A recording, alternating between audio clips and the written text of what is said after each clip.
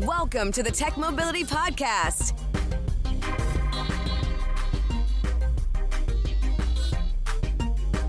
I'm Ken Chester. This is going to be a combination, I told you so, and a rant. And the reason why it is both is I want to talk about General Motors. Last year, during the negotiations with the UAW, the automakers did their typical complaint that, it's too expensive, they want too much, they're unreasonable, yada, yada, yada. Interestingly enough, and I want to read this. This is from Automotive Dive, and it's also from one trade publication. Let me start with the obvious. And I quote, this is the headline. GM's bullish forecast suggests it handled higher UAW labor costs. And I'm going to read this to you. You don't need to be a sophisticated Wall Street analyst to see GM has so far absorbed the UAW's massive pay increases negotiated in 2023. Their word, massive. A look at GM's third quarter report and forecast, and I quote, shows solid profitability ahead, especially in North America. GM's pre-tax earnings rose 13%. Now remember, this is after the union agreement. They're under the new union contract. GM's earnings rose. I didn't say revenues, earnings, profits, to $3.98 billion. And folks, that's a quarter. Revenue climbed 14% to a quarterly record of $41.2 billion. That's one quarter. That's 3 months. 3 months. Notably, GM said it recorded $200 million higher labor costs in the third quarter. Excuse me, hold it, stop. Your profit went up 13% to $3.98 billion. 13%. So basically, it went up over $400 million. You had a profit increase that was double your outlay for the union contract increase, GM. Think about that for a minute. To be truthful, because I'm all about full disclosure here, GM did say it spent $350 million less on its troubled Cruise self-driving technology unit. That's been all over the news, that they're rolling Cruise in, they're getting away from robo-taxis. Economic decision. Either way, UAW's historically aggressive stance on pay increases and other benefit hikes in 2023 seems to be paying off for GM's hourly workers so far. And the piece reminds the reader that last year's strike cost GM in hard money $1.1 billion. But again, recent quarter, $3.98 billion. Folks, that's pre-tax profit. Profit, not revenue. The revenue was $41.2 billion with a B. The reason why I bring this up is I continue to beat up on Stellantis and their craziness over there. And I told you so, that I'm not surprised that their head, that Carlos Tavares, was out. You can't be at war with everybody and succeed. And also not surprised that they brought back some folks that chose to retire or leave. That made sense because they watched institutional knowledge walk out the door. You need that if you're going to turn it around. Ford doesn't seem to be having a problem either. So the question, Stellantis, that I have for you is, was this a scarecrow to cover some other stuff not going right in your organization? It's not the union expense. And the union said that up front. They said these folks have enough money not only to endure the strike, but to wait us out if they choose. And that was exactly the point. They made money because of concessions made 15 years ago. And the union wanted the money back. And I think that's fair. If you're doing success, you should be sharing in the success of the business because you need each other. You need each other. So what else is GM doing that I want to blow your mind with? I have been telling you, with the rise of EVs, number one, that this this market turn towards hybrids, yeah, it makes economic sense. But because of the long lead times required in the auto industry, you just can't, public's changed, we're turning the switch off. You can delay it, but there's certain costs you've already spent. Because by the time you see a vehicle on the showroom floor at your local dealership, they've been into that money for at least 5 years. Decisions to build that vehicle, the tooling, work with the suppliers, revamp the plants, train the workers, buy new equipment, set everything up, and to get to job one took place years ago. And the planning before that. So this is not a matter of, we're not going to have EVs now. No. Not only are we going to have them, but GM is targeting EV growth with, wait for it, a 500-mile range truck. And I told you that 300 miles range was going to be the floor, not the head. And I expect this to get better. We've reported here on this program, regular listeners may recall, when we talked about Toyota and Toyota's EV plans, that by the middle of the decade, Toyota was expecting to have an EV battery set that would get 600 miles between charges. And they expect to have by the end of the decade a battery set that will do 1,000 miles. At 500, I expect 500 to be the new base. Why? The new Chevy Silverado EV in that trim level has already demonstrated, already EPA certified 450 miles, which is about 10 to 12% better than even GM's internal numbers said. They were aiming for 400. They got 450. 500 is not unreasonable. It's only 50 miles. GM is also looking at, and again, this is Automotive 101 right here. This is Automotive Industry 101 I'm sharing with you. As new technology, as they scale up and they're able to take this new technology and spread it over more units that they build, the fixed overhead cost that they sunk to develop the technology becomes less. Because if you're building 1,000 of something and you've got an expense of 100,000, your rate per vehicle is higher than it would be if you were building 1,000,000 of something with the same expense. The unit per vehicle, the cost per vehicle goes down, because you're able to spread that cost over more vehicles, hence more sales. That makes you more competitive, and it feeds it. And that is not just about EVs. It's about any major investment automakers make, whether it's a new engine, a new transmission, a new factory, a new frame, a new class, a new model. Same difference. It's all about scale. EVs are no different. EVs are no different. There's a lot of upfront costs, but as they ramp up, those costs will go down and they will get more and more competitive. And I told you this was going to happen. Bear in mind, the Chevy Equinox EV sells, you can start less than 40 grand. Now, GM's gone up a little bit because originally they promised us one that was right around 30. They're not there, but it's less than 40. And again, as they spread the cost of all this development out over millions and millions of units, that cost will come down and these vehicles will continue to get more competitive. And one other thing about the auto industry, as they get experience building something new, they get better at it. And it's called continuous improvement. Toyota championed it. Every automaker does it. You get better. You drive costs down. You find cheaper ways of doing the same thing or offering more value for less money. Whether it's batteries, assembly, how the plant's laid out, anything. This happens. GM figured it out, y'all. And I told you that was going to happen. So it's only a matter of time. They have your face on file, searchable for anyone who wants access. That's next. You are listening to the Tech Mobility Show.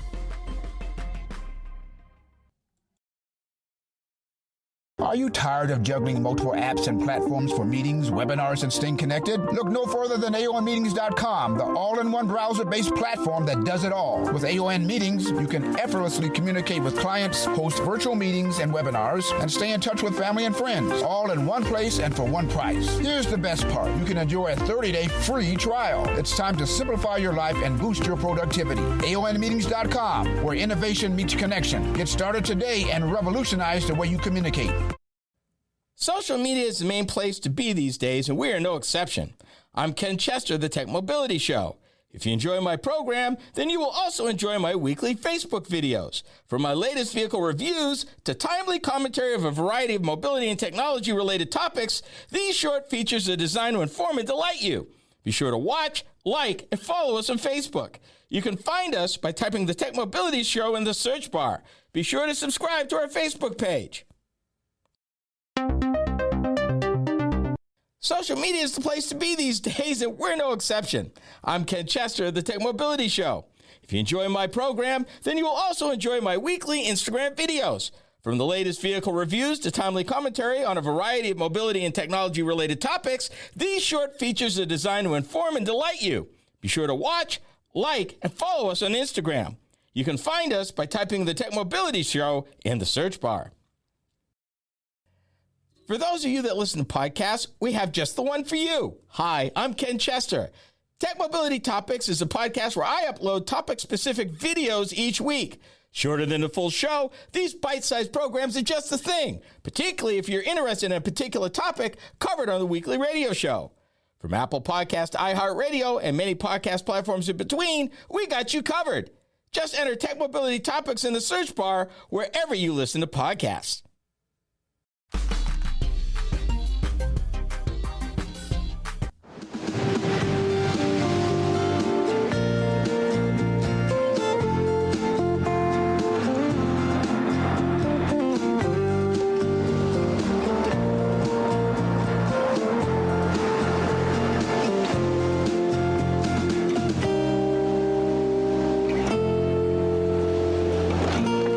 Straightaways, for curves, for impulses. The Lincoln Aviator. Travel well. The Lincoln Aviator. Not the Aviator that you're familiar with now. They actually tried this about 20 years ago. And the Aviator was actually based on the then Ford Explorer, as was the Mercury Mountaineer. So you had three vehicles that were siblings, mechanical siblings. And I often wondered if the Aviator wasn't a vehicle chasing a market. I really, at that time, did not see the place for it in the Ford lineup in the market that made any sense. And after a few years, they discontinued it, only to bring the name back recently. So, not a surprise. What is old is new again. It's been used to identify participants in the January 6, 2021 attack on the Capitol. And nefarious souls have accessed it to publicize strangers' personal information just from their image. The name of the company is PIM Eyes, and it has billions of searchable face images on file available to just about everyone. If you've ever revealed your face to the internet, willingly or unwillingly, and knowingly or unknowingly, they have a copy of your face. Talk about creepy. Talk about an invasion of privacy. This is Topic A. We have spent a lot of time on this program in years past talking about the shortcomings of face recognition technology to the point where a number of law enforcement agencies that had been using it stopped using it because of false positives. This is a different spin. They invented it about 10 years ago, and in fact, Google had developed something similar, but they were so concerned about how it would be used, they never released theirs. And the worst part about PIM Eyes, there is a basic package that is free. Now, they claim that they don't go to social media, and they claim that there's certain parameters that they have. The Washington Post, their tech reporter, kind of took us on a journey, her own personal journey dealing with this. And PIM Eyes says, yes, you can opt out, but you're going to have to pay money, and you're going to have to send more personal information to them in order for them to scrub their system of any images of you. Here's the problem. It's not foolproof, and they will tell you that you may have to do it again. So after the particular reporter did all this, got it out the system, she waited about a month, went back into PIM Eyes, and found out it had 2 more images of her. So for all of that, she really didn't have a choice. And the security and privacy industry is divided on this subject. Do you opt out of PIM-Eyes? Do you stay in PIM-Eyes in order to look yourself up to see what it's seeing about you? The reporter gave some examples that to me were kind of chilling. For example, any cell phone shot that somebody might have taken, even if you were in the background, they got your face. If it's public, walking into a mall, walking into a company building, being on a Zoom call, all of that, guess what? They got your face. They claim they don't do social media, but who's to stop them? My number one pet peeve in America is that there is little to no protection for the American consumer when it comes against big data. You can try, but you have to go through so many hoops to try to remove your personal information from the internet. You're not going to get it all. And there's nothing to say that even after you've done it all and you think you've got most of it, that you've been successful. That's the problem. There is no place right now in the world where you can go said, here's my profile, here's what I'm opting into, here's what I'm opting out of, and being enforceable. To me, that would be the perfect world. I could go one place, I've got one profile, and I either I have the power to tell you, yes, you can, or no, you can't. And if you do it anyway, after I've told you, no, you can't in this system, I can sue you. I understand I'm naive. But in my perfect world, in Ken's perfect world of security protection, right to privacy, and being a private citizen in the private pursuit of, joy and liberty and the pursuit of happiness, I mind my business. Why can't they mind theirs? Particularly when it pertains to me. The reporter talks about, and I'm just going to read this. I'm going to read this 2 paragraphs, which makes me very uncomfortable. She said, I recently handed over a selfie and a digital copy of my driver's license to a company I don't trust. The face image search engine PIM-Eyes. I did this to find and delete myself from the PIM-Eyes searchable Rolodex of faces. The free website scans through billions of images from the internet and finds matches of your photo that could have appeared in a church bulletin or a wedding photographer's website. PIM-Eyes says it empowers people to find their online images and try to get unwanted ones taken down. Let me put it to you this way. I'm not comfortable. It may be out there, but it's not the fact that it's out there. Because honestly, when you connect it to the internet, that is a given risk. You accept it. Hard truth, whether you like it or not. My problem is anything that makes it easier to aggregate this information. That's the problem. Because with all these different data points from big data, plus if you apply AI to this, that AI's major strength is to crunch large models of data, lots and lots and lots and lots of data to find trends, patterns, and in some cases recommend ways forward. And I haven't even started to talk about deep fakes and everything else that is going on to where they can mimic your likeness, they can mimic your voice. This is happening in the world right now. PIM-Eyes is just one tool of many that can be used against you. And that's not conspiracy. That's hard fact. For everything that people say that the government falls down on, there is a time and there is a place when laws are necessary, if for no other reason to protect the rights and liberties of average citizens. And we all got a dog in this hunt. We all do. She talks about the company offered an opt-out form to remove your face from PIM-Eyes searches. I did it and resented spending the time and providing even more personal information to remove myself from the PIM-Eyes repository, which we did not consent to be a part of in the first place. And that's the part that bothers me. I didn't have any say in it. They got my picture out there in who knows how many places. and it got yours too. And that's not okay. So what do we do? What do we do? I wanted to give you a heads up on this one because it made me very uncomfortable. Susan Pope started a company to assure that a mere traffic stop by law enforcement stays safe for all. This is the Tech Mobility Show.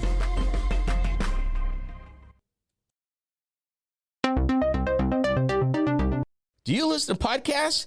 Seems that most people do. Hi, I'm Ken Chester, host of the Tech Mobility Show.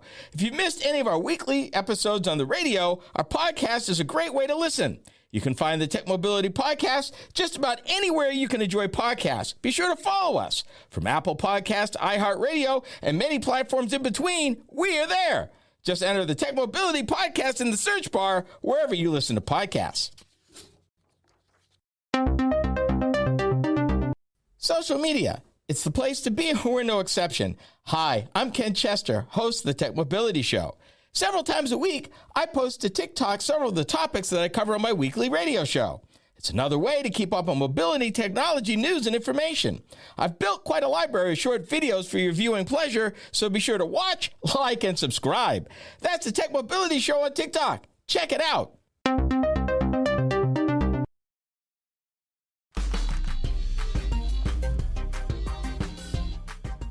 This company was founded out of an abundance of caution and concern for her children if and when they were involved in a traffic stop by law enforcement. Safety is the watchword. Susan Pope is her name. And the company is called Safer Traffic Stops, LLC. This is Topic B. I want to start with some statistics because you know me. I'm all about giving you context. Excuse me. So let me start with some context for you relative to traffic stops in the United States of America. This is according to the Stanford Open Policing Project, which is a unique partnership between Stanford Computational Journalism Lab and the Stanford Computational Policy Lab. They started in 2015 requesting such data from state after state, and to date, the project has collected and standardized over 200 million records of traffic stop and search data, from across the country. I wanted to give you some context. Here are the numbers. Police pull over more than 50,000 drivers on a typical day. That is in the United States of America. More than 20 million motorists every year. Of that, and this is from the Mapping Police Violence Database, anywhere from 100 to 300 people a year are killed by police in the United States during interactions that began as traffic stops, representing a significant number of fatal outcomes from traffic stops. I wanted to start with that because I wanted you to know why this woman was concerned about her kids. Now, let me introduce you to Susan Pope. In uncertain times, ensuring safety during routine traffic stops is more important than ever. For Susan Pope, a mother who wanted to protect her children on the road, this concern led to the creation of the Safer Traffic Stops case. Now, ironically enough, when you think about it, and what she developed is kind of low tech. But that low-tech solution would do more to de-escalate any kind of potential problem, particularly at night. I mean, let's be honest for a minute. A traffic stop at night is fraught for both sides. Law enforcement don't know what they're coming up against when they walk up to a car or truck at night and ask for license and registration. The driver, maybe a passenger, don't know what to expect depending where they are, particularly if they're out of town. So yeah, there's a lot that can go sideways. What this case does is you put it on top of the steering wheel, on top of the dashboard, and it's got all your information, license, registration, anything that you might have to reach for. What does this do? Two things. One, it allows the driver to keep their hands on the wheel because when a traffic stop's going on, law enforcement's looking at your hands. What are you doing? Are you reaching for something? In this way, everything's right there. You can pull it out in plain sight. Doesn't have to be bad. And this is regardless if you think you were justified in getting pulled over. Because everybody wants to go home. Law enforcement wants to go home in one piece. Most people who travel our highways want to come home in one piece. It does not have to get ugly. Low tech. This little case cost $15. $15. Susan Pope says the Safer Traffic Stops case is a game changer for both drivers and officers, making these encounters calmer and safer for everyone involved because the information is right where the officer can see it. The person doesn't have to make any sudden moves. Everybody's cool. You get the information. Nobody has to assume anything. Designed with practicality in mind, the case adheres securely to the steering wheel cowl, eliminating the need for sudden or hidden movements to retrieve documents from glove compartments, purses, or pockets. Tested across climates nationwide from Michigan winters to California summers, the case has proven durable and reliable. Here's something you should know.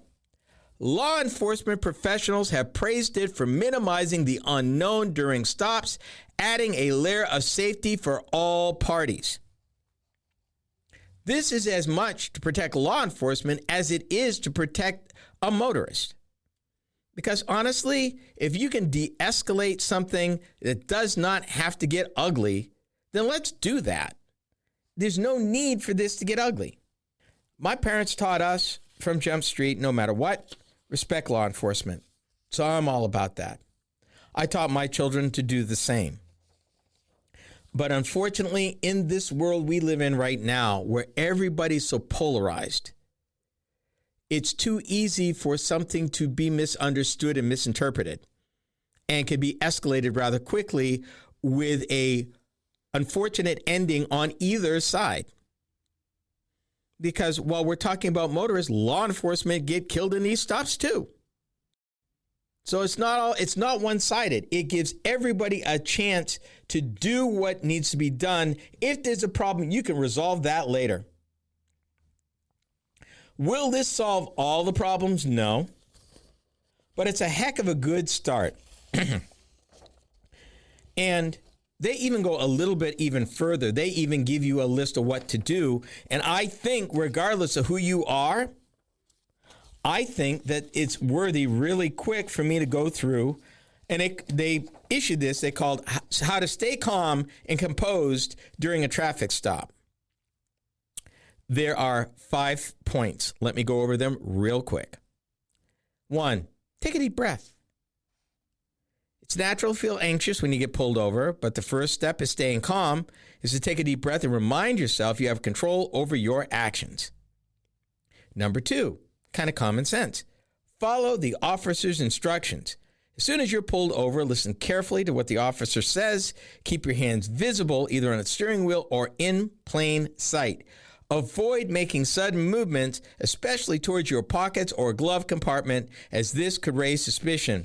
If you're like most folks out in rural areas, that glove compartment ain't just carrying gloves. Let's just say that, okay? Might have a little something extra up in there. Any officer knows it. And you don't want that.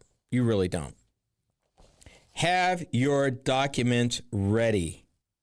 This is where Safer Traffic Stops excels because it's on the cowl of the steering wheel, everything you need to share with law enforcement regarding your license, registration, insurance in the pouch. And that's the thing. Number 4, this is my personal favorite. Be polite and cooperative. I'm all about that. I don't care how mad you get. You might feel unjustified, but I have learned in almost every situation, being polite and cooperative goes a lot further than being angry and confrontational. If you're looking to de-escalate, you do not need to be escalating stuff. Even if you think you're right, wrong move, because you never ends well. And then finally, know your rights. And I can tell some stories about this. but you need to understand what they can and cannot do. But I still go back to number 4, be polite, be courteous. Trust me, that's really important, particularly if you're out of state or out of town, because you don't know. These little trucks are over 25 years old, imported, and gaining a major following in the United States. We are the TechMobility Show.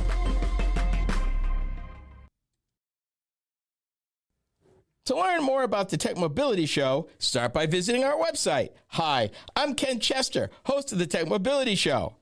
The website is a treasure trove of information about me and the show, as well as where to find it on the radio across the country. Keep up with the happenings at the TechMobility Show by visiting techmobility.show. That's techmobility.show. You can also drop us a line at talk@techmobility.show. Did you know that TechMobility has a YouTube channel? Hi, I'm Ken Chester, host of the TechMobility Show. Each week, I upload a few short videos of some of the hot topics that I cover during my weekly radio program.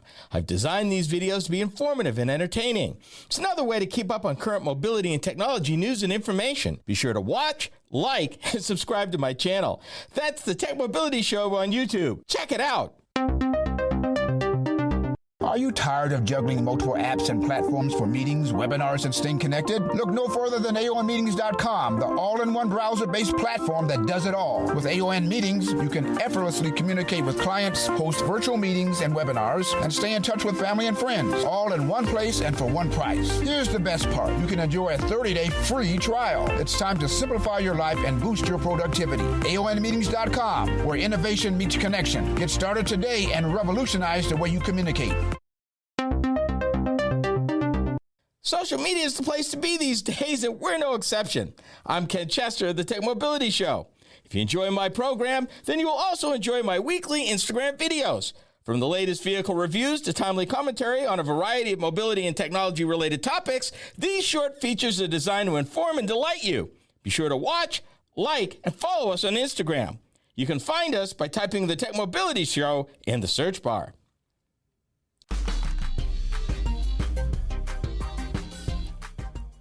A quirk in U.S. import laws created an opening for this unique twist on a twist: the importation of 25-year-old KEI trucks. That's K-E-I. These little trucks are smaller than a Volkswagen Beetle and usually powered by an engine that would be better suited for a motorcycle. But yet they boast a cargo bed that's almost as long as those found on a full-size pickup. And get this, they can reach speeds of up to 70 miles an hour. This is topic C. Let's start with the obvious. These vehicles are 25 years old and older, just for starters. I don't think you have a 25-year-old vehicle sitting in your driveway. The average American don't drive their cars that long. Not from new. There's a few folks that do, but most of us do not. We're out between 7 and 10 years. Yet, this funky little thing,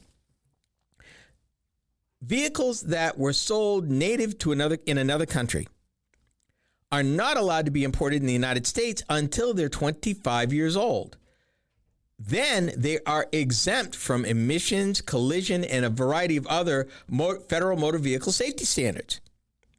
The funny thing of it is that in the last few years, there's been this groundswell of imports, mainly from Japan, of pristine 25-year-old cars, trucks, and now this little, like I said earlier, twist on a twist, which is these little KEI trucks. And people have been falling head over heels in love with them. I don't know. Would I drive something that small? According to this article, they've lately taken off in the United States, where owners say they do nearly everything that the bigger pickups can do and come with additional features. I don't know if being super sweet and making other drivers jealous considered other features. Here's a bombshell for you. Even in states like Texas, where the Chevy Suburban is considered the official station wagon, KEI trucks have been flying off lots down there. Again, context. 4 years ago, 1,000 shipping containers containing Kai trucks were sent to the U.S. from Japan, according to Import Genius trade data. By 2023, the number of containers jumped to more than 4,000. And then for 2024, it looks like that figure is going to be dwarfed by this year. The trucks often sell for less than $10,000. Let's put this into perspective for a minute.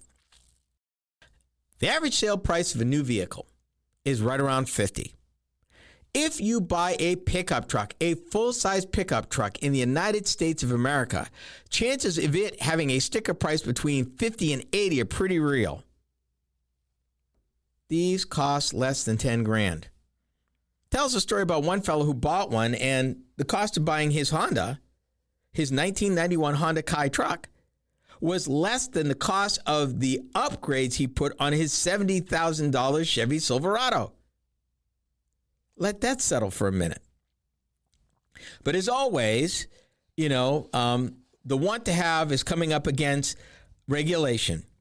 Many states are barring them from public motorways because regulators say they are too fragile to share the road with American-sized automobiles. They liken a Kai truck, a collision between a Kai truck and a full-size pickup truck, as a battle between a mosquito and a tank.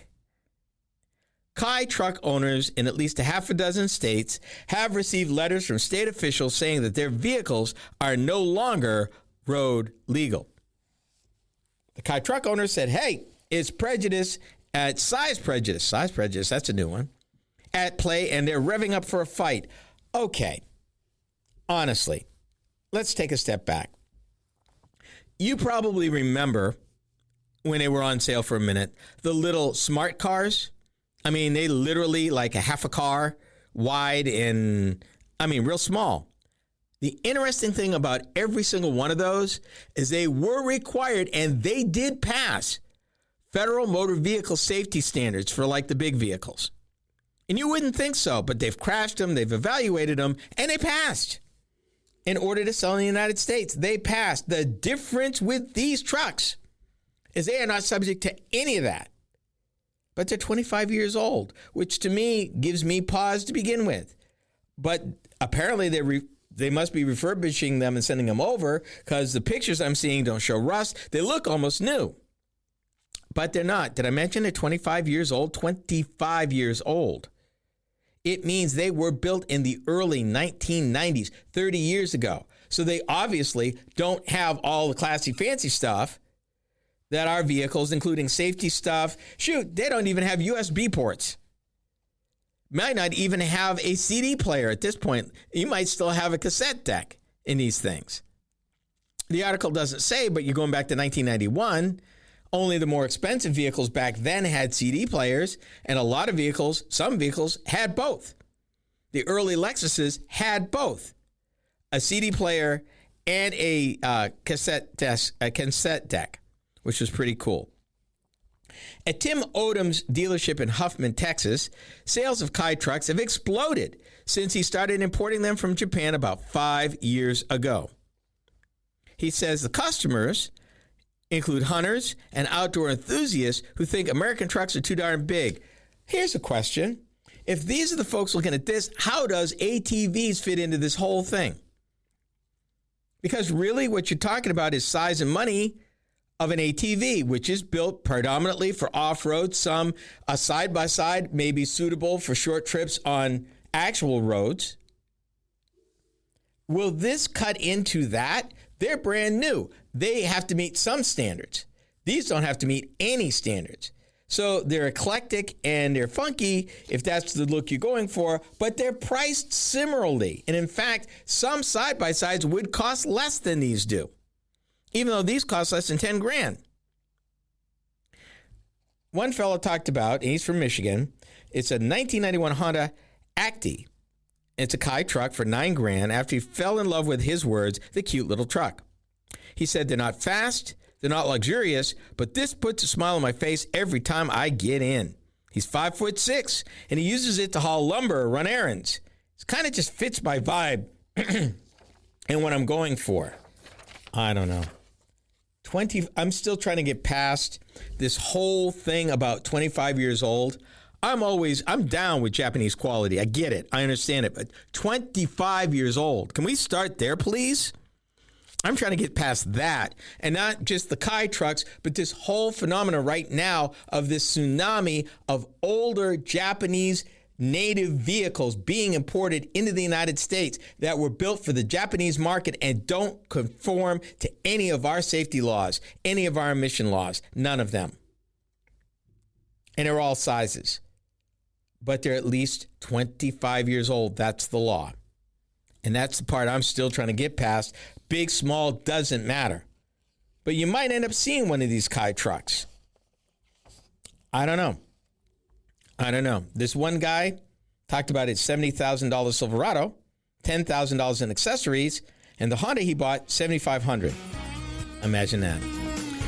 We've come to the end of our visit. Be sure to join me again next time right here. This has been the TechMobility Show. The TechMobility Show is a copywritten production of TechMobility Productions Incorporated. Any rebroadcast, retransmission, or any other use is prohibited without the written consent of TechMobility Productions Incorporated.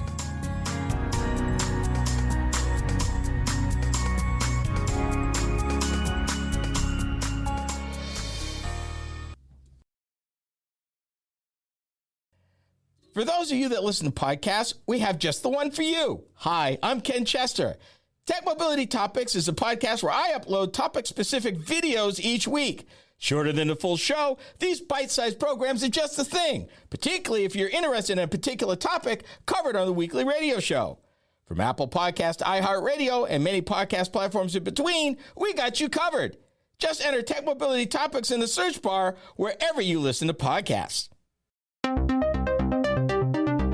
Social media. It's the place to be, and we're no exception. Hi, I'm Ken Chester, host of the Tech Mobility Show. Several times a week, I post to TikTok several of the topics that I cover on my weekly radio show. It's another way to keep up on mobility, technology, news, and information. I've built quite a library of short videos for your viewing pleasure, so be sure to watch, like, and subscribe. That's the Tech Mobility Show on TikTok. Check it out. To learn more about the Tech Mobility Show, start by visiting our website. Hi, I'm Ken Chester, host of the Tech Mobility Show. The website is a treasure trove of information about me and the show, as well as where to find it on the radio across the country. Keep up with the happenings at the Tech Mobility Show by visiting techmobility.show. That's techmobility.show. You can also drop us a line at talk@techmobility.show. Do you listen to podcasts? Seems that most people do. Hi, I'm Ken Chester, host of the Tech Mobility Show. If you missed any of our weekly episodes on the radio, our podcast is a great way to listen. You can find the Tech Mobility Podcast just about anywhere you can enjoy podcasts. Be sure to follow us. From Apple Podcast to iHeartRadio and many platforms in between, we are there. Just enter the Tech Mobility Podcast in the search bar wherever you listen to podcasts.